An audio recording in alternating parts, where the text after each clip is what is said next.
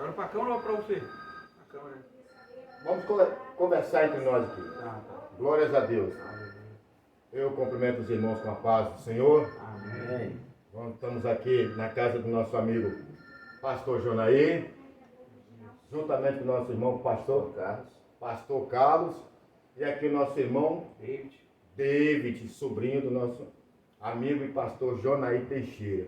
Estamos aqui nessa oportunidade, aproveitando que Deus nos concedeu, trouxe aqui o nosso irmão David, com uma experiência maravilhosa de vida, prática, que muitas das vezes a gente tem falado teoricamente, né? Mas agora nós vamos aproveitar essa oportunidade para que o nosso irmão David fale conosco um pouco da sua experiência. Mas antes, como sempre, nós gostamos de primeiro adorar e agradecer a Deus, né? Por estarmos aqui reunidos nesse propósito. Eu esqueci de falar que esse que vos fala é o presbítero missionário Deronildo Santos, que Deus tem, pela misericórdia, me abençoado sempre nesse programa de gravação, de vídeo, de mensagens, e ele me deu essa oportunidade de ter conhecido mais uma vez, para que todos vejam, o pastor Carlos Alberto, pastor Jonaí Teixeira e o nosso amigo irmão David.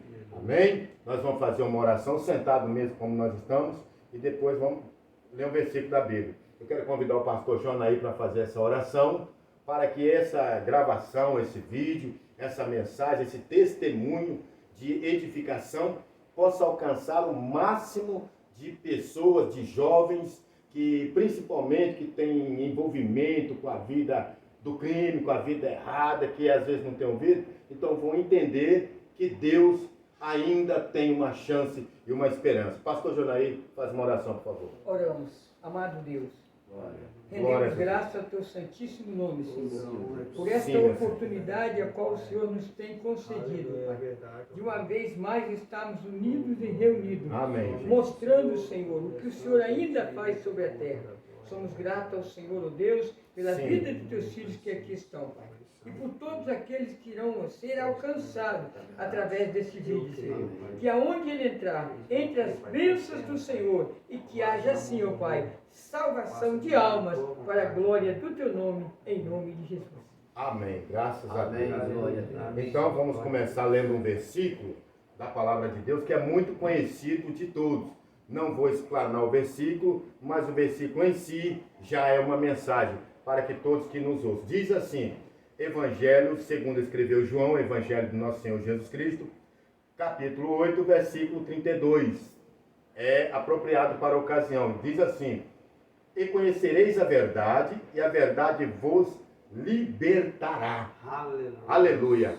Então nós vemos que é preciso conhecer a verdade.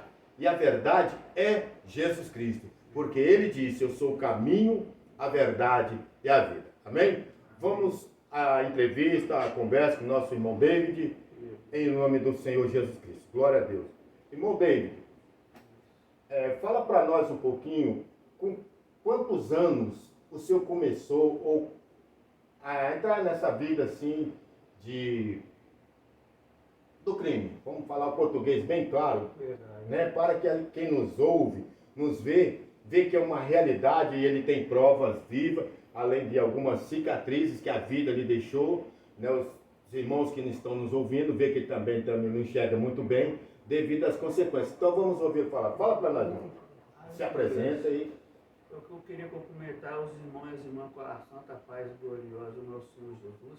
Amém. Aleluia. Pode continuar. Eu entrei na vida do crime com, aleluia, 16 anos, achando que o monitoramento podia ser uma coisa boa, que como se fosse uma partida de futebol, a gente começa, a gente não quer mais brincar, a gente pode parar, mas não é bem assim. Não, eu entrei, comecei como todo mundo começa, e hoje todo mundo estão experimentando droga, maconha, fumando. Muitas das vezes a minha mãe falava comigo: meu filho, não fique no meio dessas pessoas, esse menino não quer seu bem. Eu falei: não, mãe, esse é o meu colega, ele joga bola comigo, eles são meus amigos. Assim eu pensava. E continuei fumando maconha, escondido da minha mãe. E foi passando o tempo, eu fui me envolvendo mais e mais ainda. Um belo belo dia me viu a oportunidade. Infelizmente eu achava que era maravilhosa. Me chamaram para traficar. Fui achando como se fosse uma coisa boa. Peguei uma primeira carga de maconha para vender.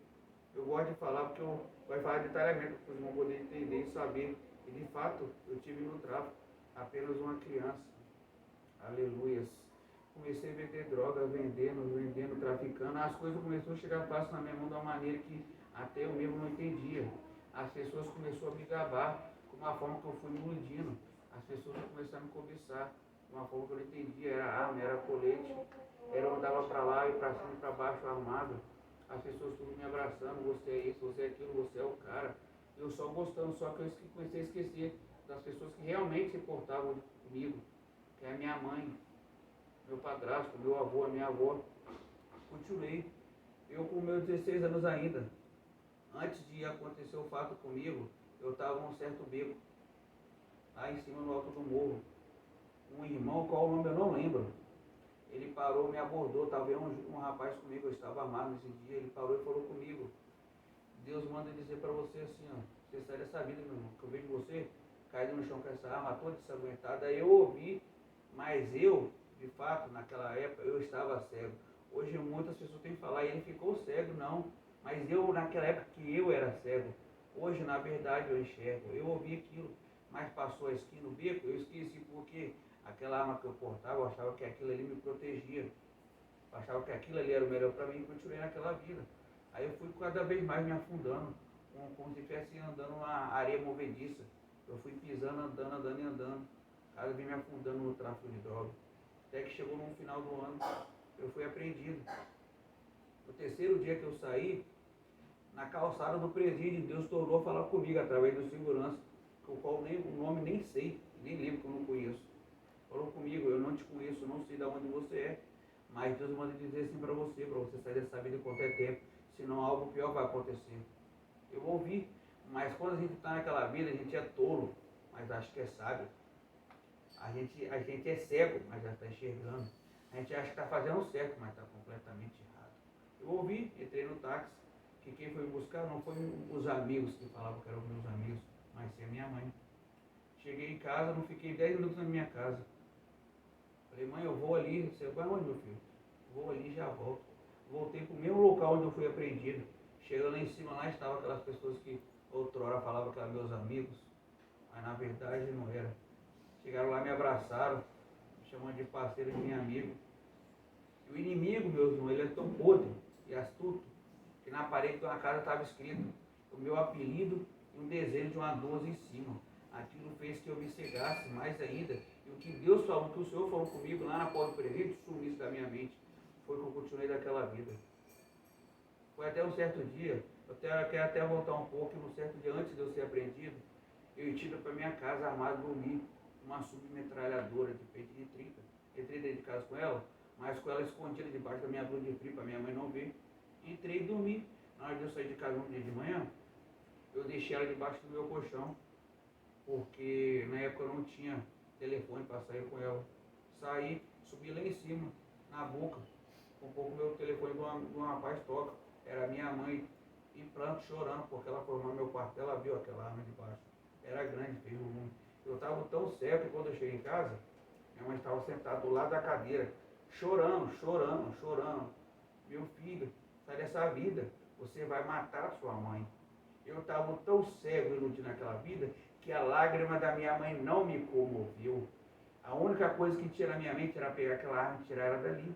Foi que eu peguei a blusa, botei uma blusa, botei ela por debaixo da blusa e fui subir. Botei para a boca de fumo, como se nada tivesse acontecido, como se eu não tivesse visto minha mãe sofrendo. Porque muitas das vezes as pessoas acham que sofrem, mas quem sofre não é quem trafica, quem é que está em casa chorando, o pai, a mãe, esperando o filho ou a filha chegar. Muitas vezes quando chega, esperando a notícia, ou foi preso ou foi baleado, ou está morto. Foi que, decorrer do tempo, continuando naquela vida, iludido, revelações, sonhos, Deus falando. Muitas das vezes as pessoas falam: mas Deus não me avisou. Será que Deus não está olhando para mim? Claro que Ele está olhando, mas a gente que não vê, a gente que vê e não quer acreditar, a gente escuta, mas não quer ouvir. Depois quer murmurar: poxa, Deus não tem misericórdia. Ele tem, mas se entrou, Foi porque quis. A vida é como se fosse uma plantação. A gente colhe o que planta. Aí aconteceu que, logo após que eu fui preso, que eu saí, em dezembro, no começo de janeiro, um beco atrás da minha casa, eu estava nesse dia eu estava até na minha casa, que minha mãe estava no hospital. E nesse tempo eu tinha ficado um mês sem ir em casa. Um mês na boca de fumo, dormindo na boca. Eu comia de dia, maconha era o meu alimento. De noite, a minha bebida era pó. Eu vivia dessa forma. Eu era magro, cada vez mais secando. Eu via só na boca. Para mim, naquela época ali, ó, eu cego iludido, para mim, a vida era boca de fumo, era traficante. Cada vez que os patrões chegavam e me abraçavam, me falavam, você é isso mesmo, você é um cara bom, você é nós. Aquilo me enchia como se fosse uma coisa boa. E eu esquecendo que minha mãe lá em casa sofrendo, minha mãe em casa chorando, minha mãe tomava 3, 4 remédios para dormir. Quando dormia, acabou que, infelizmente, num certo dia, eu na minha casa. Deus, ele é tão tremendo que Deus, ele faz as coisas, tudo que ele faz não é pela metade, nem errado, nem torto. Nesse dia que eu estava na minha casa, minha mãe, aconteceu uma coisa que não era de acontecer. Minha mãe saiu de casa sozinha e foi para o hospital. Eu na minha casa com meu padrasto, coisa que era raro de acontecer, eu estar aí dentro de casa. Foi um rapaz, me chamou, me gritou de trás do beco. Eu falei que eu ia ver o que era, subi, peguei uma arma que estava comigo, uma mochila com drogas. E nessa época eu era gerente da boca de fumo. Eu achava que para mim aquilo era um troféu. Quando eu chegava nos becos, nos bailes, eu levantava aquelas armas para cima, como se eu estivesse levantando um troféu, uma taça. Aquilo para mim era como se fosse um prêmio. Aquilo para mim era como se fosse um ouro. Foi que eu cheguei naquele beco, um rapaz foi pegar uma carga de droga comigo. Eu falei com ele, eu vou descer que eu estava conversando com o meu padrasto, ele virou e falou comigo, não, vamos fumar um cigarro de maconha, depois você vai. Fiquei. Foi o prazo de 10 minutos eu estar ali, eu liguei até para um primo meu. Ele falou, eu vou tomar banho e já vou. Eu falei, tá bom. Eu sentado nesse beco. E um rapaz comigo que também era como eu, criança, que eu tinha 16 anos. Esse rapaz tinha 12, 13 anos. Eu sentado, eu só vi quando esse rapaz gritou meu apelido e falou, os homens, no caso dos polícia. Quando eu olhei, eu já olhei caindo com o segundo tiro no rosto, que eu tomei um tiro na minha coxa esquerda. Que eu tenho uma platina, eu tomei um tiro no meu rosto do lado direito, que atravessou, passou por trás do meu olho e subiu, parou na minha testa.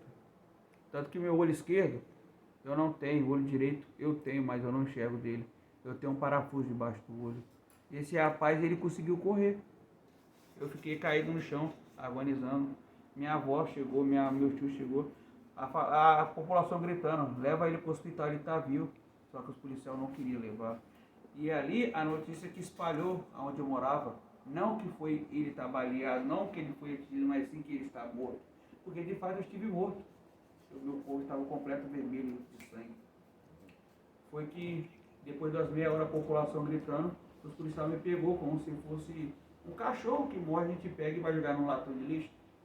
Pegou pelas pernas e pelo braço, desceu comigo, batendo minha cabeça, degrau por degrau, tanto que eu tenho uma cicatriz, quero até gravar e mostrar aqui, ó. A minha cabeça aqui, ó, que estava desse tamanho na carne, que pocaram a minha cabeça, descendo degrau por degrau, batendo a minha cabeça. Foi que eu apaguei. Chegaram na rua, me jogaram num cofre, como se eu fosse um cachorro. Foi que minha avó pediu socorro a minha colega do meu pai atrás, para ver tudo que eu ficou com medo de me matar. Quando chegou lá, minha avó chegou no hospital onde me levou, o policial já estava lá só aguardando. O policial foi e falou, essa aí que é a mãe, como diz, desse vagabundinho. Aí minha avó falou algumas coisas ali. Aí uma enfermeira, se eu não me engano, virou para minha avó e falou, se a senhora está esperando esse vagabundinho sair daqui vivo, pode ir embora, que daqui ele não sai vivo não.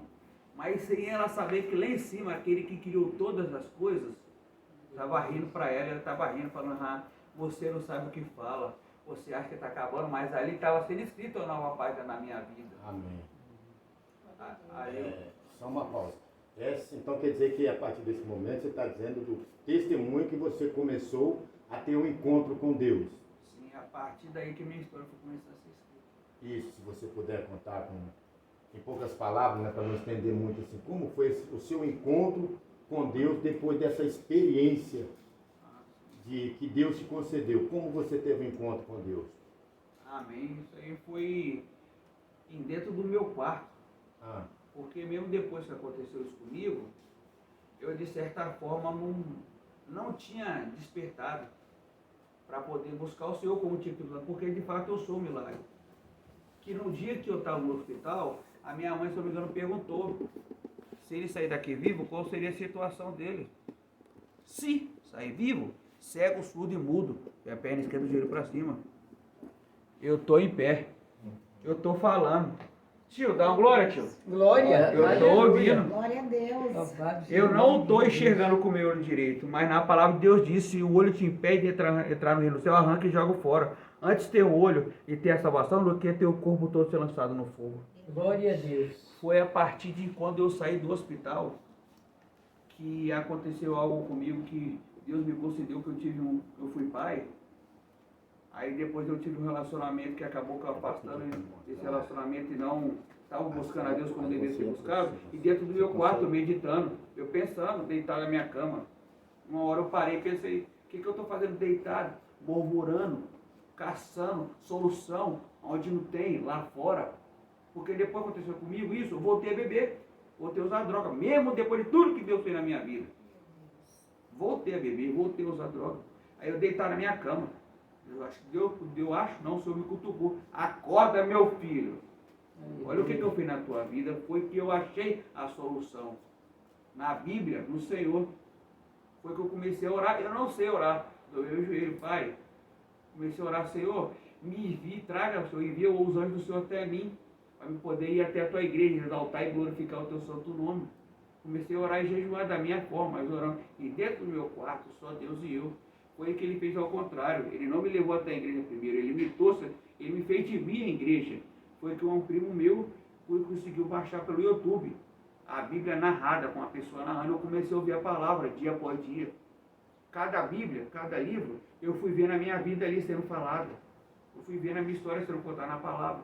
Foi que eu fui buscando a Deus e foi que eu conheci a verdade. Então você está querendo dizer que a Bíblia narrada seria como se fosse hoje a Bíblia online. Isso, no YouTube. É muito importante esse detalhe, que muitas das vezes alguns não entendem por que a gente grava os testemunhos, por que a gente grava vídeo, grava áudio. Então, quer dizer, antes nós não tínhamos a internet com tanta ênfase como temos hoje. Então, nós aproveitamos hoje a internet para passar para todos os jovens, principalmente, né, que estão na vida do crime, que precisa ter um encontro com Deus, através também, às vezes, encontro ouve pela Bíblia online e vê nos vídeos. Então, ouça bem o que esse jovem passou, a experiência dele, que possa falar no seu coração, para que você também se faça o possível para evitar. David, também parece que você tem umas fotos que você conta um pouco da sua experiência. Como é que é? Tenho, pode sim, mostrar para nós? Pode sim, foto eu no hospital internado. E nessa foto eu estou sem a testa, porque eu fiquei comiduzido. A minha cabeça inchou, foi necessário retirar minha testa, senão a minha cabeça ia estourar. Aqui está as fotos, né? Experiências verídicas que o nosso irmão David passou no sentido literalmente pelo vale da sombra da morte, né? Sombra de dúvida. Esse pode dizer, contar para todos os amigos, todos os irmãos que estão nos ouvindo, todos os jovens principalmente, que precisa ter um encontro com Deus, né? E quando foi que você definitivamente aceitou Jesus e se converteu? Pode guardar as fotos. E dentro do meu quarto foi que eu acordei e vi que eu tinha que buscar o Deus de Israel, o leão da tribo de Judá, Deus poderoso, Senhor Jesus. Foi que eu dobrei meu joelho, ouvindo a rádio, a cor da vida. Aí lá eu perguntando se tem alguém para Jesus, eu dobrei meu joelho, levantei, Senhor Jesus, eu te aceito como meu único e suficiente salvador da minha vida. Faça de mim, Senhor, a tua vontade. Muito bem. Foi aí que eu comecei a buscar, orar, jejuar. Muitas das vezes as pessoas me olham, falam, o que esse menino está fazendo na igreja? Não vai não, você não consegue. Mas ele não sabe de nada. Deus me usa para falar. Eu chego na igreja, as pessoas olham, ficam olhando assim, com a cara de como se estivesse vendo uma aberração. Mas quando eu vou na minha igreja, eu faço a questão de falar, eu quero que vocês olhem para mim. Não me vejam deficiente visual. Não me vejo como pobre, coitado, incapaz. Veja que o milagre vivo do Senhor, que da mesma forma que Deus operou na minha, pode operar na vida. Que eu tenho certeza que hoje lá fora nesse mundo tem muitos como eu outrora estava. Tem muitos perdidos como eu outrora estava. E cego. Irmão David, para o vídeo não ficar muito longo e a gente finalizar, eu gostaria que você desse, olhando para a câmera diretamente, está na sua frente. Aqui. Isso. E passe um recado, principalmente para os jovens nos dias de hoje, que precisam entender e ouvir a palavra. O que você diria para o jovem de hoje? Eu diria que primeiramente, sempre quando o pai ou a mãe falar não faça ou não vá, obedeça. Mesmo que a gente acha que a mãe ou o pai não entende, mas entende, porque quando o pai e a mãe corrigem é porque quer o bem. Então não se deixa levar pelos amigos, porque nem sempre aquele que te abraça é realmente o teu amigo. Nem sempre aquele que te chama de parceiro ou de colega é o seu colega. Muitas vezes só está do seu lado quando você tem algo para oferecer. Quando você não tem nada, ele te abandona. Somente aquele que criou todas as coisas, que sempre está debaixo para receber Jesus. Então, sempre fica vigilante e nunca se deixa levar pelas coisas do mundo. Porque essa terra é como se fosse um pacote de arroz. Ela tem um prazo de validade. Mas aquele que criou todas as coisas, ele dura para todo sempre. E Jesus disse: eu sou o caminho, a verdade e a vida. Aquele que crê em mim, ainda que esteja morto, viverás. E aquele que crê em mim está vivo, nunca morrerá. E hoje, eu não vivo mais para o mundo, muito menos para mim. Eu vivo para Cristo Jesus e Ele vive em mim. E nem meus planos e meus sonhos eu vivo. Eu vivo os planos e os sonhos do Senhor. Porque hoje, eu realmente vivo. Hoje, eu realmente enxergo. Mas não com meus olhos, não com meu olho carnal. Mas com o olho espiritual que Deus me deu, que hoje eu realmente enxergo. Porque é realmente importante. Eu não troco essa vida minha agora por a outra não. Porque hoje eu vivo bem e não troco por nada. Aleluia.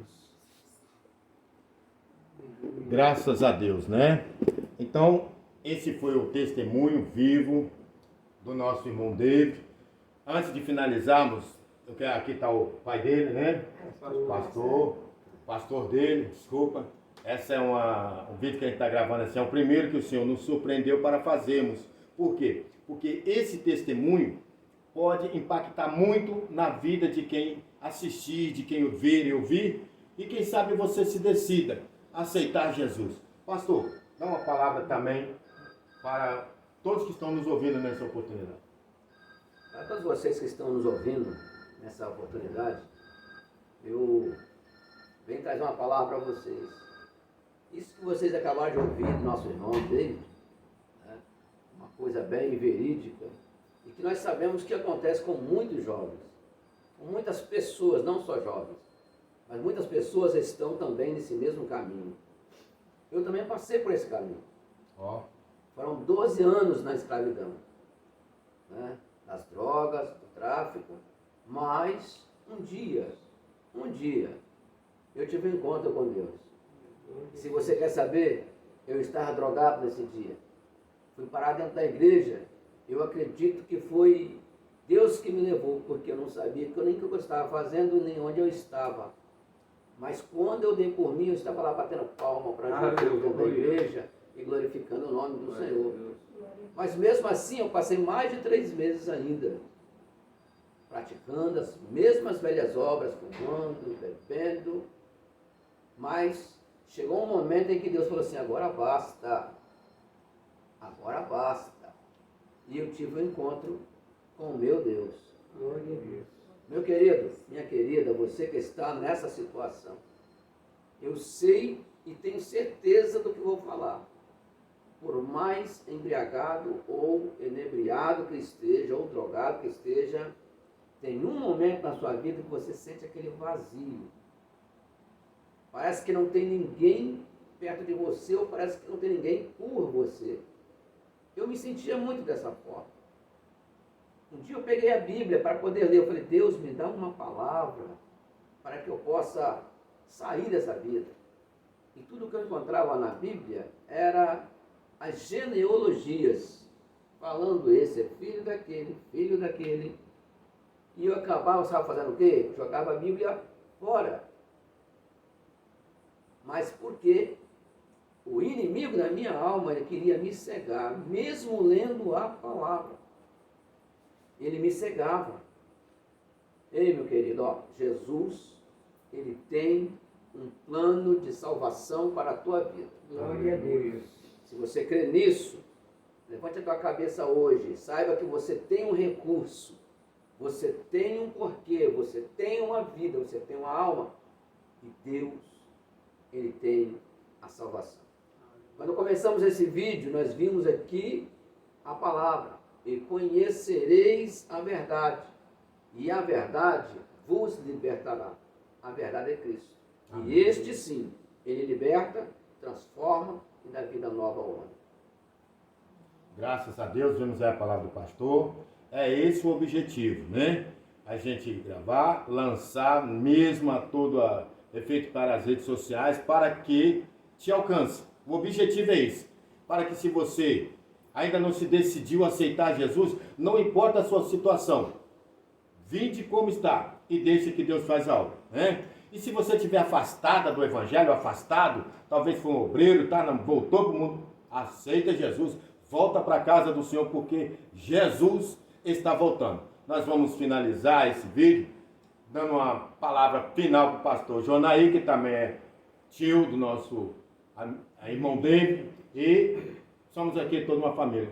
Pastor Jonaí, finalize, o que você tem a dizer nesse aí? Entendendo aqui agora com os irmãos a palavra do Senhor, quando ela diz: vinde a mim, todos que estáis cansados e oprimidos,